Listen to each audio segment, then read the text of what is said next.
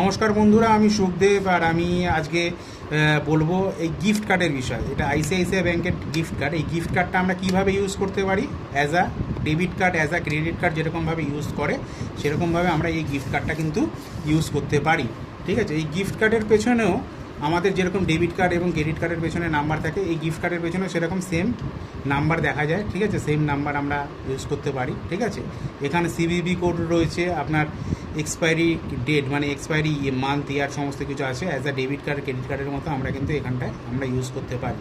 ঠিক আছে, হ্যাঁ, এই কার্ডের ব্যালেন্স কত, আপনি গিফট কার্ড পেয়েছেন কারোর কোনো তরফ থেকে, কোনো কোম্পানির তরফ থেকে বা কারোর কাছ থেকে আপনি গিফট কার্ডটা পেয়েছেন, ভালো কথা।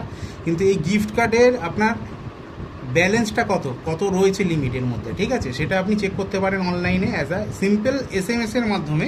ঠিক আছে, আপনাকে কী করতে হবে, 56766766 নাম্বারটা আরেকবার বলছি, 56766766 এই নাম্বারে আপনাকে এসএমএস করতে হবে। আর আপনাকে এসএমএসে লিখতে হবে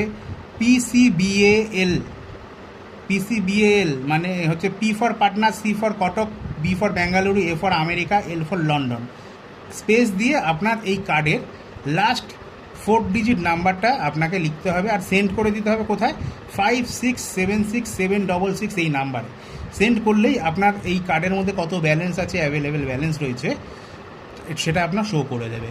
ঠিক আছে, ঠিক আছে বন্ধুরা, আসছি আমরা নেক্সট ভিডিওতে।